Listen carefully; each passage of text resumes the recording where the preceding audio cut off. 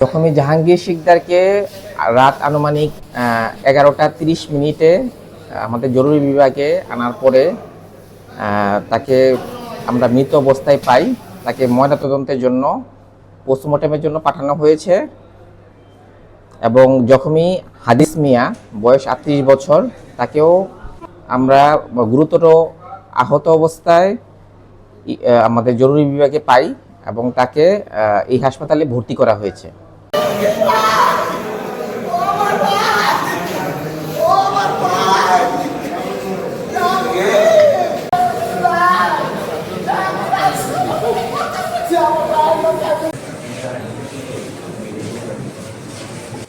আমরা আমরা তার পারিবারিক যে লোকগুলো ছিলাম, আমরা কেউ তার সাথে ছিলাম না। আমরা যে যে বাড়িতে ছিলাম, বাড়িতে চলে গেছিলাম। আমরা বাড়িতে ছিলাম বর্তমানে। আমরা হুট করে শুনলাম যে তার উপর নাকি আক্রমণ হচ্ছে। আমরা হসপিটাল তৎক্ষণাৎ গেলাম, গিয়ে দিকে তার অবস্থা খারাপ। তখন আমরা নিয়ে আসলাম, ডাক্তার বললো যে নাই, এতটুকু। বাকি যে সন্ত্রাসীরা ছিল এর মধ্যে একজন ধরা পড়ছে, আর বাকি দুজন এখন কোথায় আসে যাই না। বাকি তার মাধ্যমে আমরা আইডেন্টিফাইয়ের মাধ্যমে ইনশাল্লাহ আশা করি তার সন্ধান পাবো। মাত্র নামাজ টামাজ পরে শুইছি, এর মধ্যে আমার একজন ফোন দিছে যে জাহাঙ্গীর ভাইরে কুবাই লাইছে, তাড়াতাড়ি গাড়ি নেওয়া, অ্যাম্বুলেন্স নেওয়া, ইয়াতে বালিখলা আসো। আমি বালিখলা গেছি, উইটা প্যান্ট ট্যান্ট পইরা বালিখলা তাই না মেডিলেভে আনছি। পরে ডাক্তারে বলছে যে মারা গেছে।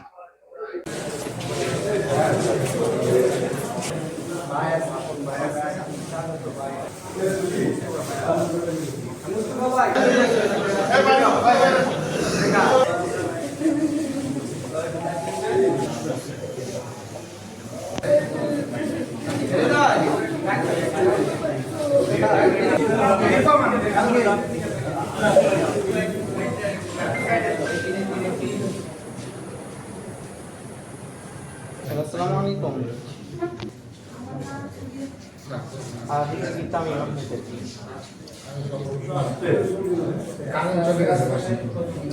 না ওইরকম ব্লিডিং, হ্যাঁ হ্যাঁ চলে গেছে।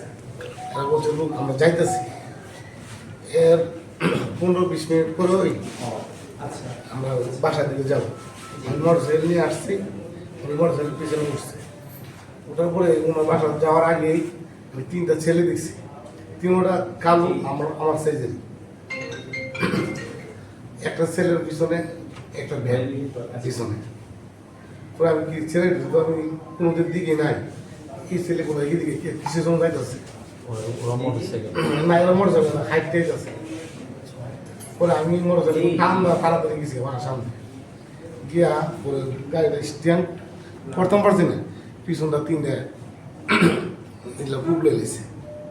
পরে আমি গিয়া ফিরাইছি, এর দিকে আমার আঘাত খেয়েছি। তারপর আমি একটা ধরে লেছি, আর 2টা গেছে, একটা ধরে আটকাইছি। আটকায়া পরে আমি তাড়াতাড়ি কোনো মতনে রিক্সা ধরছি, বাইরে উঠছি, হসপিটাল আসছি।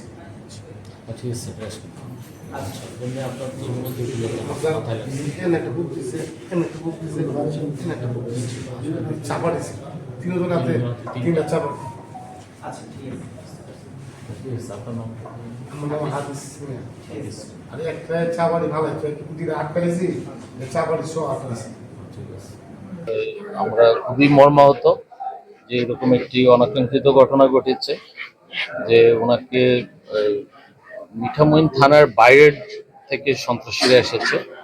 আমরা ইতিমধ্যে 3 জনের ট্রেস পেয়েছি, যে 3 জন ঘটনাটা ঘটিয়েছে। 3 জনের মধ্যে একজনকে অ্যারেস্ট করতে সক্ষম হয়েছে, সে এখন আমাদের থানা হাজতেই আছেন। আর বাকি 2 জন আমরা অন্য একটা এলাকা থেকে সন্দিগ্ধ হিসাবে এই মুহূর্তে অ্যারেস্ট আছে, আমরা মিলাবো আর কি, এখনো মিলানো হয়নি। তো হলে আমরা বলতে পারবো যে এই 3 জনেই জড়িত, বাট প্রকৃত একজনকে আমরা সাথে সাথেই অ্যারেস্ট করেছি এবং তাকে আমাদের হেফাজতে নিয়েছি। তো আমরা যেটা জেনেছি যে এই 3 জনেই লোকাল নয়, এরা ঢাকা থেকে এসেছে, ঢাকায় থাকে, ওদেরকে হায়ার করে আনা হয়েছে। তাদের হাতে চাপাতি ছিল। আমরা ঘটনার পরপরই এদের একজনকে অ্যারেস্ট করা হয়েছে।